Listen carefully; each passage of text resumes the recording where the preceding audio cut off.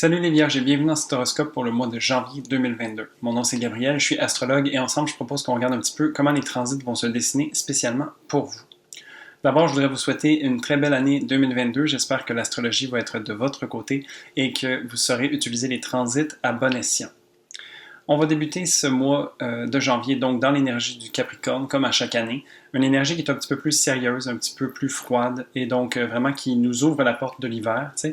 Alors, on va aussi s'imaginer qu'en janvier, il y a un peu ce retour au travail, comme on reprend les activités, le sérieux, le concret. Et donc, on laisse derrière nous un petit peu cette ambiance un peu festive du mois de décembre où est-ce qu'il y a tout le temps des fêtes qui se passent. Sinon, le mois de janvier va être aussi teinté de beaucoup de réflexions. Alors, il y a Mercure et Vénus qui vont être en période de rétrograde pendant ce mois-ci. Donc, on va venir voir qu'est-ce que ça veut dire. Et aussi, il y a beaucoup de changements dans l'air. Donc, principalement les nœuds lunaires qui vont changer de signe. Donc, ils vont passer de l'axe du Gémeaux-Sagittaire vers l'axe du Taureau et du Scorpion. Alors, ça va vraiment venir donner une autre saveur pour les 18 prochains mois à venir. Et donc, on est en plein dedans pendant le mois de janvier. D'ailleurs, si tu veux savoir un peu plus sur les mouvements planétaires dans les signes, je t'invite à aller voir ma vidéo globale, c'est là que je vais toucher là-dessus. Ici, on va regarder plutôt les transits spécialement pour votre ascendant. Alors, on débute le mois le 2 janvier avec une nouvelle lune en Capricorne. Une nouvelle lune, c'est un moment où est-ce que le ciel est plus sombre et ça nous permet de venir faire un travail intérieur. La nouvelle lune est un bon moment aussi pour poser des intentions et venir planter des graines sur qu'est-ce qui est important pour nous et qu'est-ce qu'on aimerait voir se manifester à travers le temps. C'est vraiment donné de pouvoir faire ça en Capricorne comme première lune de l'année parce que c'est vraiment un peu l'écho à nos résolutions du temps des fêtes, de la nouvelle année.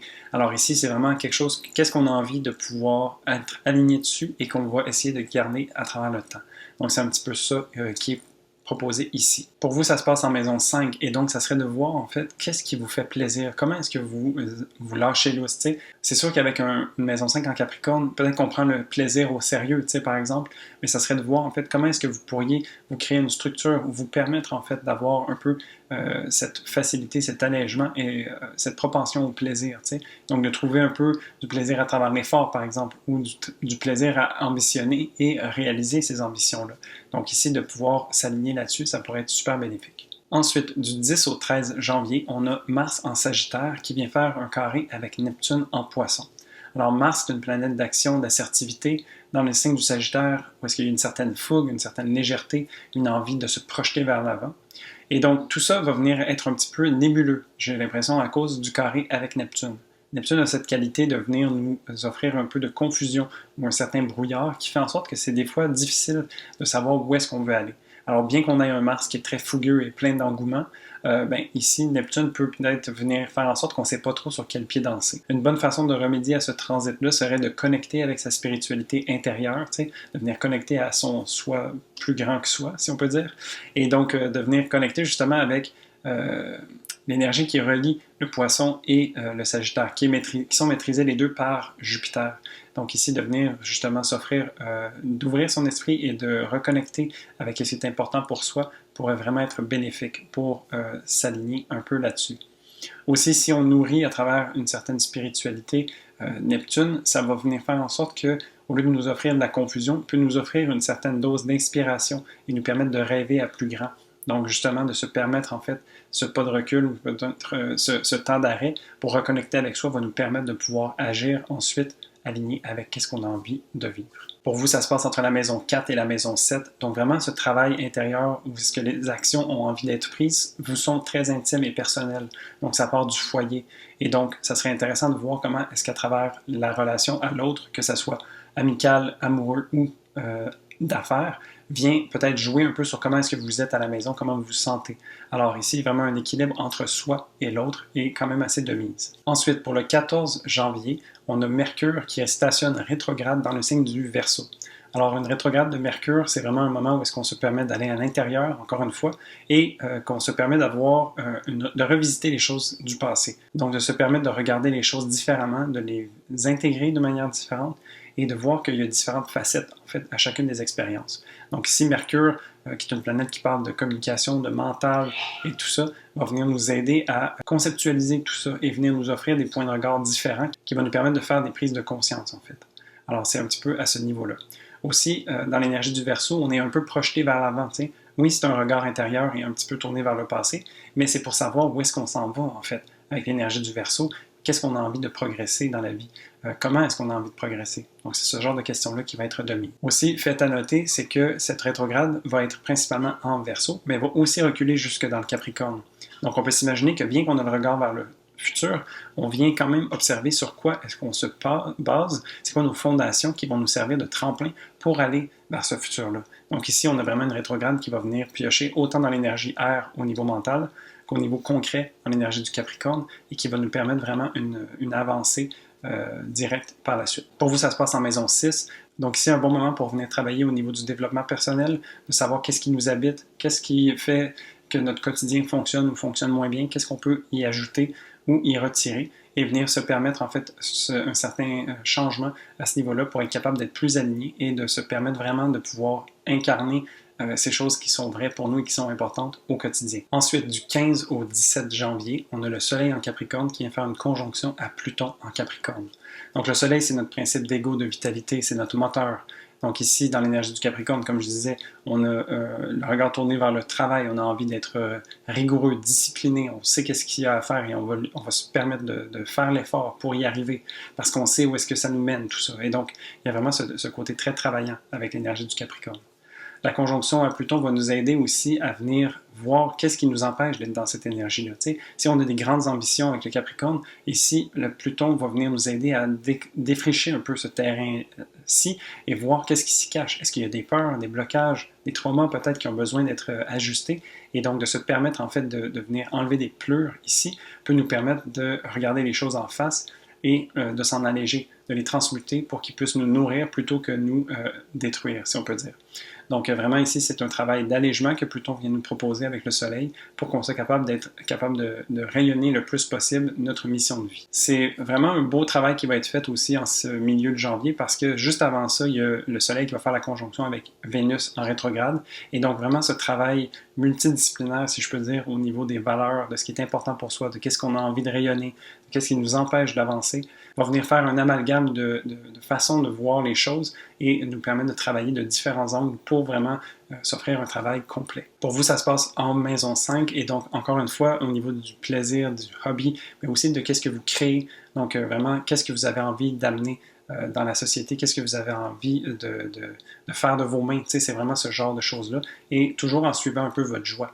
Donc, il y a un petit peu ce travail-là qui semble bien sérieux, mais qui a quand même beaucoup de potentiel créateur avec ça. Ensuite, le 17 janvier, on a une pleine lune en Cancer. Donc, une pleine lune, c'est une culmination d'énergie où est-ce qu'il y a une certaine montée d'énergie. Le Soleil vient faire réfléchir la lune et donc nous éclairer cette partie du zodiaque. En l'occurrence, le Cancer. La lune en Cancer est en domicile, donc elle est très confortable, elle est capable de bien œuvrer, de prendre soin de soi et des autres, de se laisser aller dans ses émotions, sa sensibilité. Et donc vraiment ici, c'est de reconnecter avec sa part sensible qui va faire du bien pour cette lunaison-là. Et aussi de voir qu'est-ce qu'on a envie de manifester dans ce sens-là. Tu sais, quand on connecte avec nos tripes, qu'est-ce que ça vient nous dire? Pour vous, cette lunaison va se passer en maison 11 et donc ça vous invite à venir rêver et à vous aligner sur qu'est-ce que vous aspirez. Donc c'est aussi un moment où est-ce qu'on peut reconnecter avec son clan. Donc de savoir c'est qui les gens qu'on a envie d'avoir proches de soi qui vont nous permettre de pouvoir avancer et pouvoir partager une vision commune. Tu sais. Il y a vraiment cette idée de clan, de famille qui vient aussi avec l'énergie du Cancer et donc de pouvoir capitaliser là-dessus, ça peut vraiment nous aligner sur qu'est-ce qu'on a envie de vivre. Ensuite, du 22 au 23 janvier, on a le Soleil qui va être rendu en Verseau, qui fait sa conjonction à Mercure en Verseau également. Donc le Soleil en Verseau, c'est toujours notre moteur, mais ici en Verseau, il se voit être en exil, parce que son domicile est le Lion, où est-ce qu'il peut se permettre d'être fougueux et vraiment de rayonner au maximum. Dans l'énergie du Verseau, il y a un petit peu plus d'atténuation, parce qu'on ne cherche pas nécessairement à sortir du lot, on cherche vraiment à pouvoir s'intégrer au sein d'une société et à travers le côté plus humanitaire. Donc ici, le Soleil n'a pas tous les outils nécessairement pour bien œuvrer à sa mission, mais ce que j'aime à croire dans un Soleil en Verseau, c'est qu'il y a vraiment cette possibilité de reconnecter avec ce qui nous fait, ce qui nous rend unique et individuel. Donc de vraiment se permettre cette différence qui nous habite et de la vivre et de la montrer en fait, parce que comme ça donne un peu l'exemple aux autres et ça donne la permission aux autres de pouvoir le faire également et il peut y avoir une espèce de travail collectif qui vient faire en sorte qu'on s'élève un petit peu en tant que société en se permettant un peu d'être différents chacun à sa façon. La conjonction à Mercure va venir aider aussi parce que Mercure est en rétrograde, je rappelle, et donc fait un travail intérieur et de regarder un petit peu les choses de différents angles de vue.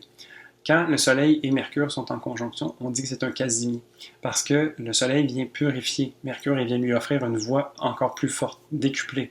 Et donc ici, Mercure va pouvoir se permettre des belles prises de conscience, une clarté, une vivacité vraiment impressionnante, et va lui permettre de comprendre en fait c'est quoi l'enjeu de cette rétrograde, de savoir qu'est-ce qui fonctionne plus, et idéalement, qu'est-ce qu'on doit faire pour résoudre ces choses-là et pouvoir se permettre de les vivre plus en adéquation avec soi-même. Donc ici, le Soleil vient nous aider avec son côté purifiant et va nous permettre de brûler les choses qui n'ont plus besoin d'être là ou des choses qui peuvent nous freiner dans la vie. Donc un beau nettoyage ici à prévoir. Pour vous, toujours dans la maison 6 quand on parle du Verseau, et donc ça va être de voir qu'est-ce qui au quotidien a besoin d'être changé, a besoin d'être retiré peut-être au profit de quelque chose qui fait plus de sens pour vous. Donc vraiment de prendre le temps de regarder consciemment qu'est-ce qui habite votre quotidien, qu'est-ce que vous faites au travail, quel genre de travail est-ce que vous faites sur vous-même. Puis dans l'énergie de la Vierge, vous êtes déjà un petit peu là-dedans à cause de votre ascendant, et puis ça vous nourrit de toujours essayer de chercher à être la meilleure version de vous-même. Et donc ici, Mercure va venir vous aider à métaboliser tout ça et à vous offrir un peu un plan de match vers une meilleure version de vous-même. Ensuite, le 29 janvier, on a Vénus en Capricorne qui stationne direct. Alors, ça fait 1 mois et demi que Vénus va être en rétrograde et va faire ce travail intérieur au niveau des valeurs, des relations, de la manière qu'on a d'aimer et tout ça, de la beauté, ce genre de choses-là. Et donc, ici, il va s'offrir un déblocage. Il suffit de réfléchir à droite et à gauche. On commence à vraiment avoir intégré et compris qu'est-ce qui s'est passé. Et maintenant, on va les mettre en action. Donc, Vénus est toujours en Capricorne. Alors, il y a toujours cette idée de sérieux et de travail.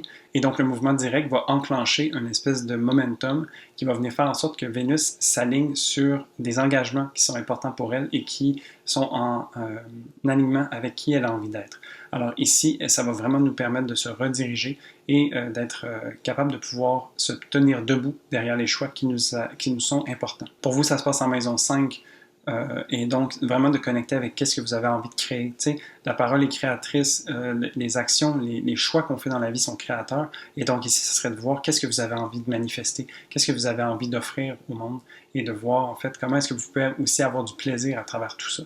Donc vraiment ici, Vénus débloque à ce niveau-là et nous offre de continuer d'avancer plus aligné pour la suite des choses. Et pour finir, du 29 au 31 janvier, on a le Soleil en Verseau qui vient faire un carré à Uranus en Taureau. Alors ici, le Soleil, comme je disais, un petit peu inconfortable à travers l'énergie du Verseau, parce qu'il y a peut-être un peu plus de difficulté à savoir comment bien manœuvrer.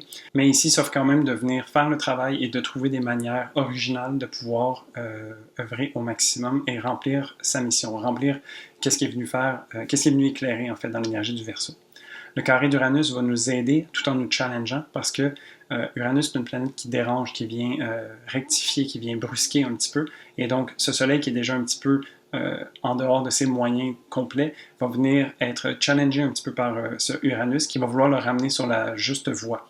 Donc ici, on peut s'imaginer que le Soleil va devoir être imaginatif et trouver des manières originales et uniques de venir se permettre de vivre sa mission. Et Uranus, si le travail a été fait en amont, il n'y a pas nécessairement des gros chocs à prévoir, mais c'est sûr que Uranus va nous recadrer, va nous dire est-ce que tu es vraiment en accord avec tes valeurs. C'est comme un peu un test, si on veut, et ça va nous permettre de justement se réactifier et se réaligner pour être capable de pouvoir avancer le plus justement possible par rapport à soi-même. Donc, il y a vraiment ce travail-là ici qui va être fait, qui risque de brusquer un petit peu, mais qui, sur le long terme, va nous permettre d'être vraiment alignés. Pour vous, ça se passe entre la maison 6 et la maison 9, donc vraiment, votre quotidien est constamment remis en question un petit peu pendant ce mois-ci, et la maison 9, où est-ce que Uranus se trouve, va venir faire un travail au niveau des compréhensions et des connaissances, donc au niveau des croyances. Alors peut-être qu'il y a certaines choses qui se passent au quotidien que vous faites de manière automatique. Ça serait une bonne façon de venir peut-être prendre conscience de ces automatismes-là et de voir s'il y en a qui ne sont pas un petit peu à votre détriment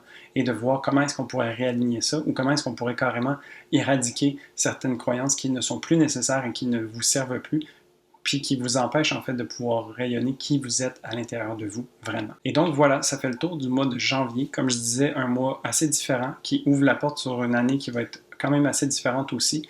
Il y a beaucoup de mouvements, beaucoup de réflexions, mais aussi beaucoup de déblocages qui vont se faire ressentir pendant ce mois-ci.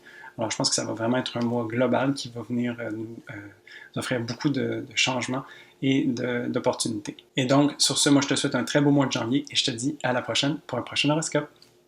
Salut!